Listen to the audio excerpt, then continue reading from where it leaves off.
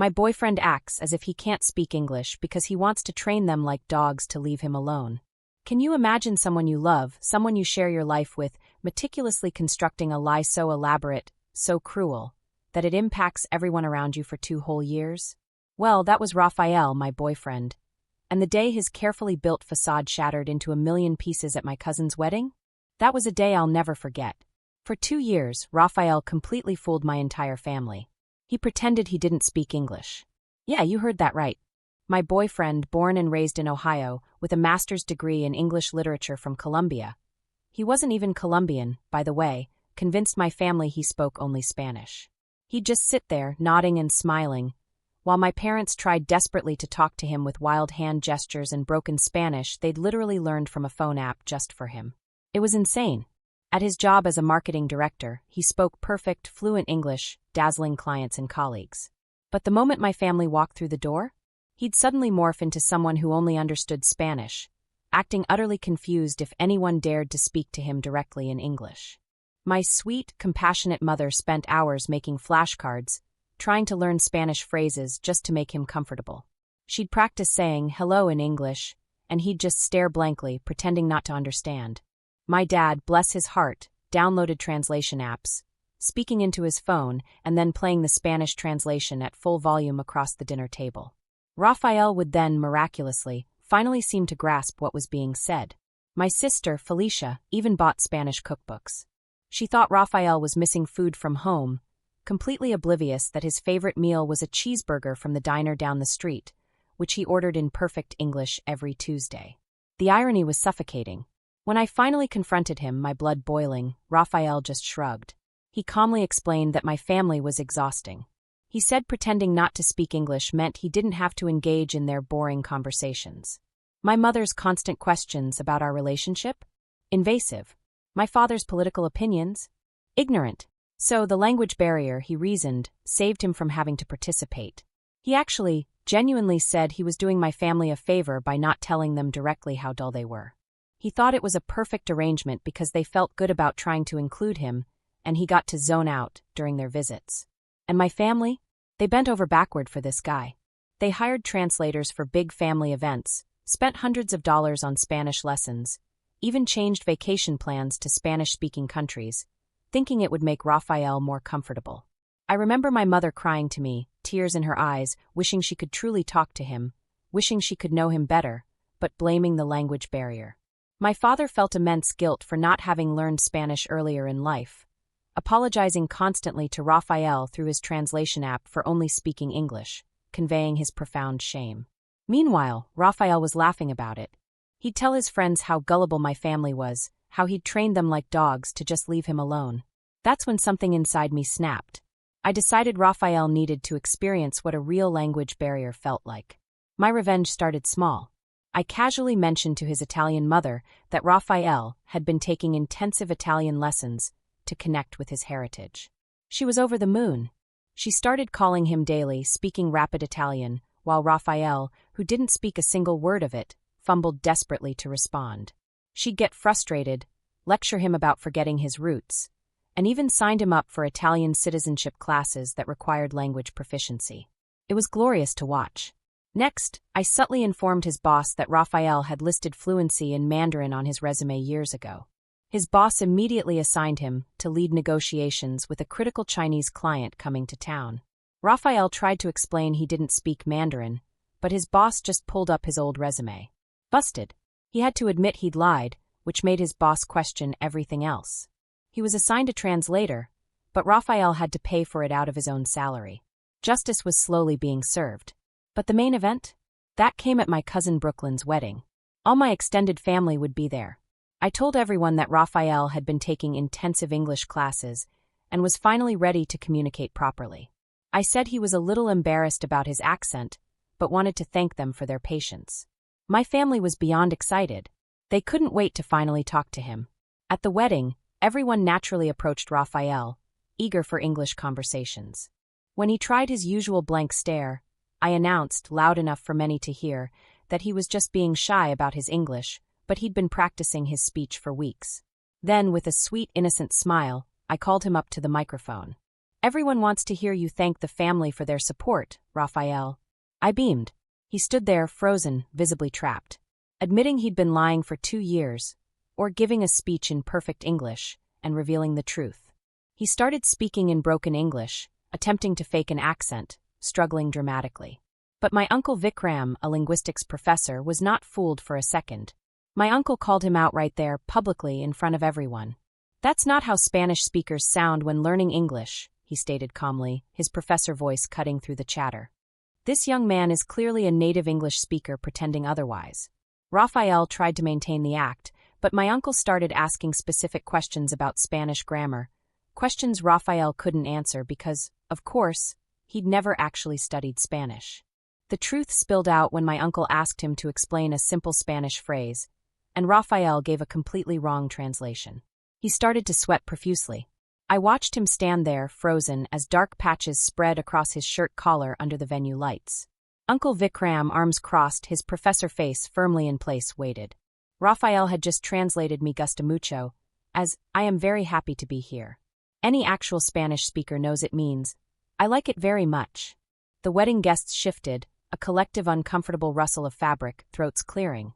Something was wrong, but they didn't quite grasp what yet. Raphael gripped the microphone stand so hard his knuckles went white. I watched from my table as he tried a fake, nervous chuckle, completely forced. He mumbled something about public speaking nerves, about his English still not being perfect. Uncle Vikram didn't smile back. He asked Raphael, in that calm, steady voice that commanded attention, to conjugate the verb estar in the present tense. Just the basics, the stuff every Spanish-speaking kid learns. Raphael stammered. His eyes darted around the room, searching desperately for an escape.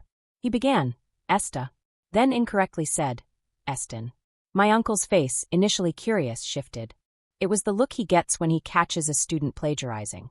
Raphael tried to keep going, making up conjugations that sounded like gibberish. Uncle Vikram stepped closer to the mic, and his voice, amplified, carried across the entire venue. He announced, to the confused crowd, that Raphael's accent and grammar mistakes were inconsistent with someone who grew up speaking Spanish as their primary language. He explained that Raphael was clearly a native English speaker who had been pretending. The venue went utterly silent. Not polite quiet, but the kind where everyone stops breathing. Forks froze halfway to mouths, glasses midair. My mother stood up, her chair scraping loudly. Her face showed confusion more than anger, like she was trying to solve an impossible math problem. She asked Raphael directly, in English, if it was true. Her voice was small, wounded. Raphael's eyes found mine across the room. He looked at me with this desperate, pleading expression, silently begging me to save him. I stayed in my seat, arms crossed. I didn't move. I didn't speak. I just stared back, and I let him drown. His shoulders dropped. He let go of the microphone stand. When he spoke, his voice came out in perfect, unaccented English, with no trace of the fake struggle he'd been using. He admitted he spoke English fluently, had spoken it his entire life. A collective gasp rippled through my family, like a wave. My mother's hand flew to her mouth, a small, wounded sound escaping her lips. My father's face turned beet red. My sister, Felicia, started openly crying at her table. Relatives whispered frantically, shaking their heads in disbelief. Some people couldn't believe what they were hearing. My aunt grabbed her husband's arm so hard he winced. The wedding photographer, oblivious, kept snapping pictures, the camera flashes making the surreal scene even more intense. My father stood up next, his chair crashing backward. He demanded to know why Raphael would lie about something so fundamental for 2 entire years. His voice was loud, angry, like I'd never heard it before. Raphael's explanation tumbled out in a rushed, panicked stream. He felt overwhelmed by my family's constant questions. The language barrier seemed an easy way to create space. He kept using words like boundaries, personal space, self-care, as if those phrases would somehow justify what he did. My father's face got even redder. He pointed at Raphael, listing every single thing my family had done. The translation apps, the Spanish lessons, the changed vacation plans, the hired translators at family events. Every single accommodation made for a language barrier that never existed. Felicia, tears streaming, makeup ruined, stood up shouting that she'd spent hundreds on cookbooks and lessons because she wanted Raphael to feel welcome. Her voice broke on that word. Other family members chimed in, listing their own investments. Translation apps bought, Spanish dictionaries studied, the vacation to Mexico that half the family didn't even want. Each person who spoke made Raphael look smaller, more pathetic. The list of accommodations kept growing. Someone mentioned Spanish-language TV channels they'd started watching. Another, a Spanish tutor hired for their kids so the cousins could talk to Raphael. The weight of all those wasted efforts pressed down on the room. Uncle Vikram turned to me. "Did you know about this deception?" he asked, his gaze unwavering. Everyone's eyes swiveled to my table. My face felt hot, but I lifted my chin. I admitted I'd discovered it recently and had orchestrated tonight's exposure. My mother's expression shifted. Suddenly, the betrayal wasn't just focused on Raphael anymore. It included me. Her face showed a hurt that cut deeper than anger. She looked at me like I was a stranger. My stomach dropped. I felt sick. In that moment, I realized I'd damaged my relationship with her too. I'd been so focused on exposing Raphael that I hadn't thought about how it would make my mother feel to find out I'd known and planned this whole public humiliation. She'd spent hours with flashcards. She'd cried to me about wanting to talk to Raphael, and I'd known the whole time the barrier was fake. I'd let her keep trying, watched her struggle, and said nothing until I could make it hurt the most. Brooklyn, the bride, stood up from the head table. Her voice was shaking, stressed. "Please," she pleaded, "can we move this discussion outside? I don't want my wedding ruined." Her hands trembled. Her voice cracked. She'd spent months planning this day, agonized over every detail. Now her wedding would be remembered for this disaster. A wave of terrible guilt crashed over me. My revenge was destroying her special day. Raphael and I followed my parents and Uncle Vikram toward the exit, walking through the silent, staring crowd. Whispers followed us. 2 years, someone gasped. Can you believe it? The whispers felt like a physical force. Brooklyn's new husband, Ricardo, stood near the door. He gave me a look of pure disappointment, not anger. That felt worse. The garden doors opened, and the cool night air hit my face. I understood then. I'd created collateral damage that went far beyond just Raphael. My mother walked to a stone bench and sank onto it. She looked at Raphael, her voice cracking as she asked why he thought her family was so bad that he needed to avoid talking to them for 2 years. Tears welled in her eyes. All those flashcards, all that practice, all that guilt, a total sham. Raphael opened his mouth to speak, but my father stepped forward, holding up a hand. "Apologies don't mean anything," he said, his voice trembling with contained fury. "When the disrespect was this planned out, this prolonged." He pointed at Raphael. "You sat through family dinners, Thanksgiving, Christmas, my daughter's birthday parties. You were present for important conversations, for moments that mattered.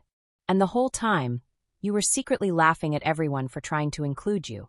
My father's voice rose, carrying to those still inside. My stomach twisted into knots. I knew I had to tell them the worst part. I took a breath. "Raphael told me," I said quietly, though everyone heard. "He was training you like dogs to leave him alone." My mother gasped. I forced myself to continue. "He said he found your conversations boring, your opinions ignorant. He said the arrangement worked perfectly because you felt good trying, while he got to zone out and not participate." My mother flinched. My aunt started crying. Several others who'd followed us outside had tears running down their faces. Uncle Vikram, the only calm one, looked at me. "What did you hope to accomplish by exposing this tonight, at a wedding?" His voice wasn't angry, just curious and a little sad. I didn't have a good answer. I could have said accountability, honesty, justice, but those words felt hollow. The truth was, I wanted Raphael to feel as humiliated as my family had. My silence must have confirmed it, because he nodded slowly, looking disappointed. Felicia stepped forward. "I get why you're mad at Raphael," she said. "I really do. But why did you have to embarrass the whole family by showing everyone how gullible we all were?" Her question hit me like a punch to the chest. She was right. My revenge hadn't just hurt Raphael. It made my entire family look foolish. People would remember this wedding as the place my family was exposed for being tricked for 2 years. Brooklyn's special day, tied to this disaster forever. Raphael, ever the victim, tried to defend himself. He said he never asked anyone to learn Spanish or buy cookbooks. Those were our choices, he argued defensively. My father exploded. He yelled that those choices were based on Raphael's lie. Raphael created the situation, manipulated everyone into accommodating a fake language barrier. Dad's face was purple, spit flying. Mom reached out and touched my arm. "Did you ever truly love Raphael?" she asked quietly, her voice laced with pain. "Or were you just using him to hurt someone the way you felt hurt?" The question froze me. I opened my mouth, but no words came out. I realized I didn't know the answer anymore. When had my feelings for Raphael turned into this twisted mix of anger and revenge? When did I stop loving him and start just wanting to destroy him? My feelings had become so tangled up with vindictiveness that I couldn't separate them. Brooklyn came back outside, still in her wedding dress, makeup smudged. Her voice shook. "The wedding coordinator needs to know," she said, "if we're continuing the reception or if people should start leaving." Her hands trembled. This was supposed to be the happiest day of her life. She'd picked every flower, tasted 15 cakes. And now, it was a nightmare. I felt terrible. I walked over and said I was so sorry, offering to leave so the reception could continue.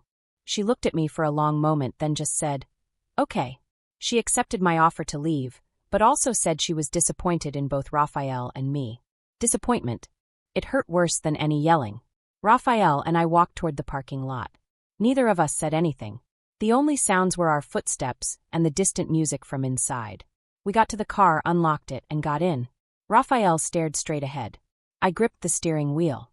We hadn't even talked about what happens next. Were we still together? Breaking up? Trying to fix this? The drive home felt endless. Neither of us wanted to start that conversation. We'd both betrayed each other, humiliated each other publicly. How do you come back from that? We pulled into our apartment complex. Raphael got out without waiting for me, walking straight to the building.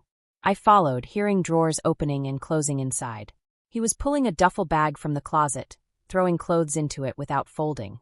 He didn't look at me once. He zipped the bag, slung it over his shoulder, and said he was staying at his friend Derek's for a few days. "I can't be around you right now," he mumbled. I nodded. "Okay." I didn't argue. I needed space too. The front door opened and closed. I stood in the entryway, listening to his footsteps fade. My phone started buzzing like crazy. Texts poured in. My Aunt Linda couldn't believe Raphael. My cousin Connor called him a jerk. Uncle Greg asked if I was okay. Then my cousin Tanya. "I understand why you're angry, but did you really have to expose everything at Brooklyn's wedding?" That one hit hard. My dad's sister, Denise, felt stupid for trying to learn Spanish. My cousin Janie was mad at Raphael, but also at me for making everyone look foolish. I realized not everyone was on my side. I'd hurt people I loved while trying to get revenge. I put my phone down. It rang. My mother. Her voice sounded tired, sad. She needed time to process everything. Raphael's lies and my choice to expose him so publicly. I started to explain, but she interrupted. She was hurt I didn't come to her privately. "You should have told me the truth in a calm, private conversation," she said, her voice cracking. "Instead of creating a scene." I was so embarrassed. Everyone watched me realize how foolish I'd been. They saw me learn I'd spent 2 years trying to communicate with someone who spoke perfect English the whole time. I felt small and stupid. I tried to apologize, but she needed time. "I love you," she said, "but I need space." She hung up. I stayed up all night on that couch, replaying the wedding scene. Raphael's face when Uncle Vikram called him out. My mother's expression. Brooklyn's dress. I thought of all the other ways I could have handled it. Confronted Raphael privately, ended the relationship. Told my family quietly. Just broken up without any revenge. Instead, I chose public humiliation. I embarrassed him, and in doing so, I embarrassed my family. I made my mother feel stupid, ruined my cousin's wedding, created drama that hurt innocent people. The sun started to rise. My phone dinged. An email from Victoria Park, Raphael's boss. Subject: meeting request regarding Rafael Serrano. She needed to meet about Raphael claiming to speak Mandarin. I felt a fresh wave of anger. He was trying to blame me for his resume lies. I replied, 2 p.m. And I attached a photo I'd saved of his old resume, clearly listing Mandarin fluency. At the meeting, Victoria, a no-nonsense woman in her 50s, told me Raphael claimed I mistakenly believed he spoke Mandarin and had told her without checking. I showed her the resume photo. It matched her original. Raphael had lied about Mandarin years ago. She apologized for bothering me. Raphael was now facing a formal review for dishonesty. I felt a strange mix of satisfaction and guilt. He might lose his job over this. Back home, Felicia was sitting outside my apartment. She stood when she saw me. We went inside. She said what Raphael did was genuinely cruel. Horrible behavior, she called it. She understood my anger. But your methods were also wrong, she said. Exposing him at Brooklyn's wedding hurt a lot of innocent people. She said she was trying to figure out how to be angry at both Raphael and me while still loving me as her sister. I asked if she hated me. No, she said, but I'm disappointed in your choices. Disappointment is almost worse than hate, because it means I expected better from you. She told me Mom had been crying since we left the wedding. Not just about Raphael's lies, but because she felt stupid and foolish for all her efforts to learn Spanish. Every time she remembered those flashcards, she felt embarrassed. My revenge hadn't just exposed Raphael's cruelty. It made my mother feel small and ridiculous. That was never what I wanted. I wanted him to face consequences. Not for my kind mother to feel bad about being a good person. Felicia said Mom felt betrayed by both of us. She stayed for an hour. I felt even worse after she left. Raphael texted, "We need to talk about what happens next." I suggested the coffee shop. He looked tired when he arrived, eyes red. He started by admitting he was wrong. Lying about English was cruel. But your revenge, he said, was equally cruel and manipulative. He accused me of spending weeks planning elaborate schemes to humiliate him instead of being honest. You told his mother he was learning Italian, knowing it would cause problems. You told his boss about the Mandarin lie, knowing it could cost him his job. You set him up at the wedding, knowing he would be exposed. All of it, he said, took deliberate cruelty. I nodded, agreeing what he did was wrong, but pushed back on equally bad. His lies lasted 2 years. My revenge took a few weeks. He hurt my entire family every single day for 24 months. He leaned back. Duration doesn't make something worse than a single concentrated act of destruction. I argued it absolutely does. He said I systematically destroyed his reputation at work, with his mother, and at a wedding. Calculated cruelty. We went back and forth, neither willing to concede. Then he changed the subject. My mother won't stop calling. He explained she was phoning 3-4 times a day, speaking rapid Italian, confused and hurt he couldn't understand. Her voice cracked. She keeps asking why I lied about wanting to connect with my heritage. A twist in my stomach. I hadn't considered his mother. He looked directly at me. You weaponized his family relationships exactly like he disrespected mine. He was right. I had used his mother to hurt him, without caring how it would affect her. I'd hurt an innocent. I was wrong to involve his mother, I admitted. He nodded but didn't look satisfied. We both crossed lines, we agreed. But neither of us was ready to forgive. Raphael said he needed time to decide if he could trust me. You spent weeks planning to systematically destroy my reputation, he said. That level of calculation scares me.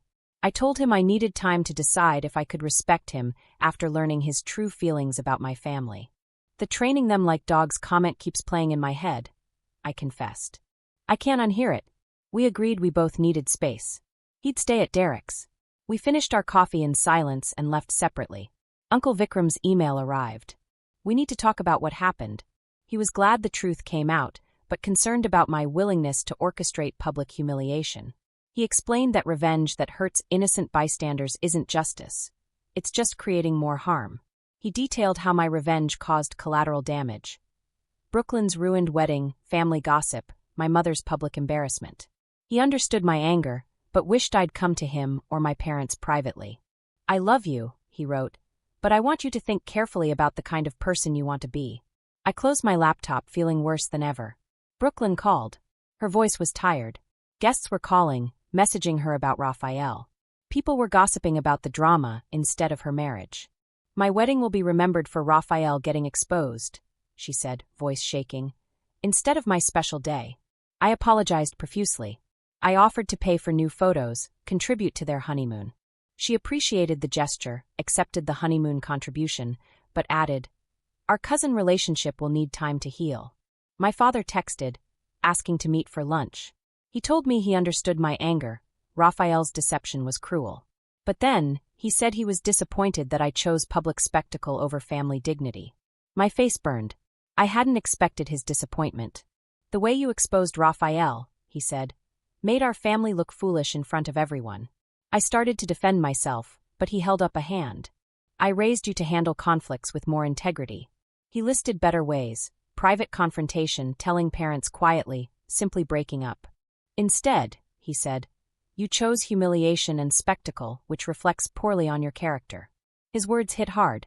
I respected him more than almost anyone. Tears started falling. Anger doesn't justify cruelty, he said.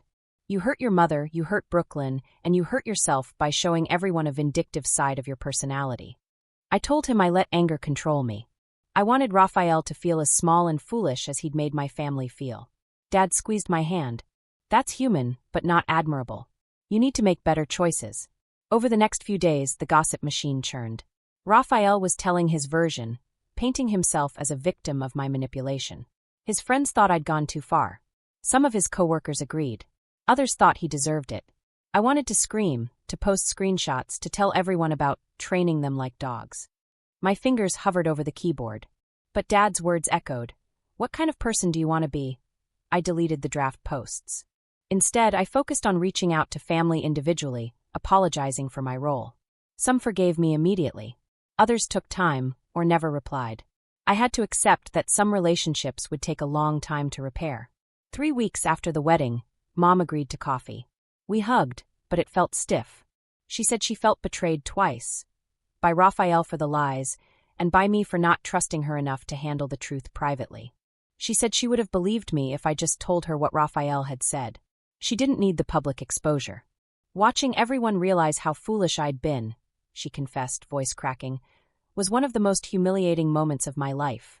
She'd felt guilty for 2 years, trying to bridge a barrier that wasn't real. I apologized, explaining my rage. She nodded. I understand rage and the desire for revenge, she said. But you took away my choice in how to handle the situation. You made a spectacle that turned my pain into entertainment for wedding guests. That hit me hard. I hadn't considered her having to face everyone who'd watched her look foolish. She started seeing a therapist to process it all. Hearing that my revenge had led her to professional help, I felt sick with guilt. She said she still loved me, would forgive me, but needed time. 2 months later, Raphael texted, "Practical matters." Our lease was up. Shared furniture. Linked bank accounts. We met at the apartment. He had a list. We checked off logistics. Then he put down his pen. He'd been in therapy too. His therapist said his contempt for my family reflected deeper issues with vulnerability, a pattern of pushing people away. He was scared of being truly known. The language barrier was an excuse. I told him my own therapy helped me see my issues with control and getting even. I'd always needed to win arguments, to prove I was right. When he hurt me, I felt I had to destroy him publicly to win. We talked for an hour about how our worst traits fed into each other. His avoidance triggered my need for control. My intensity made him retreat. We created a toxic cycle. His therapist suggested we weren't good for each other long term. My dad's words pointed to the same. We decided on a formal 2-month break. No contact except for essentials. We needed space to work on ourselves. I stayed with Felicia. Adjusting was strange, but good. Brooklyn posted her wedding photos online. I braced myself, but they captured the ceremony beautifully before the disaster. I commented, she replied with a heart. Progress. I sent her a private message, apologizing again, offering to contribute to her honeymoon. She accepted, but wrote that our cousin relationship would need time to heal. I understand you were hurt and reacted badly, she said. I know you didn't mean to ruin my day. My wedding will always have that memory attached, but I'm choosing to focus on the good parts. Uncle Vikram called, inviting me to his class on language and power. It was eye-opening. He discussed how language can be weaponized for exclusion, but also how attempts to learn a language are acts of respect. I realized my family's efforts to learn Spanish were acts of inclusion, while Raphael's fake barrier was an act of exclusion. Revenge, Uncle Vikram said, used public humiliation as a weapon, creating its own harm. I embarked on an apology tour. My aunt, my cousins, Felicia, my parents, all heard my apologies, received with varying degrees of forgiveness. My mother, cautious, said watching me orchestrate the exposure made her question what kind of person I was becoming. My father said how you handle conflict reveals your character. I promised to do better. 6 months after the wedding, Brooklyn called, shaking with excitement. She was pregnant. The whole family gathered to celebrate. Raphael came with me, quiet, respectful, sitting on the edge of conversations. Mom hugged Brooklyn, crying happy tears. It felt like permission to move forward. The pregnancy announcement shifted focus from our past hurts. Raphael and I continued our cautious rebuilding. Therapy every week, practicing communication. He worked on asking for space. I worked on addressing anger directly. We messed up sometimes, but caught ourselves faster. My mother remained cautiously optimistic, my father, less forgiving, kept interactions brief. A year after the wedding, at Thanksgiving, Raphael brought a homemade pie. He sat with appropriate humility, answering questions honestly, even about his job issues. Mom asked about therapy. He spoke candidly about his insecurity and fear of judgment. The atmosphere was still careful, but genuine conversation was happening, in actual shared language. Felicia asked Raphael to pass the potatoes. He did so without tension. Brooklyn showed off her bump. The conversation flowed naturally toward the future. Raphael laughed at my father's joke, and Dad actually smiled back. I've learned that revenge might feel satisfying in the moment, but it creates cascading harm that's hard to control. My plan to expose Raphael at the wedding hurt my cousin's special day, embarrassed my mother, and damaged my own reputation for handling conflict maturely. Real accountability requires honesty and patience, not public spectacle and elaborate schemes designed to humiliate. Raphael and I are making our relationship work day by day. Both of us changed, both committed to doing better. He's learning to be vulnerable, to ask for what he needs. I'm learning to address problems directly instead of letting anger build until I want to destroy someone.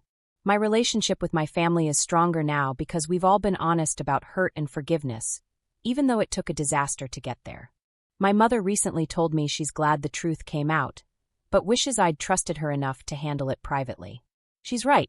I apologized for choosing spectacle over her dignity. Raphael apologized to her again, too, and she accepted, understanding that forgiveness is a process, not a single moment. We're all doing the work now. It's not dramatic or satisfying like revenge, but it's real, and it's lasting. What would you have done in my shoes? Have you ever felt so betrayed that all you wanted was revenge, no matter the cost, only to realize the consequences were far greater than you imagined? Tell me what you think in the comments below. I really want to know.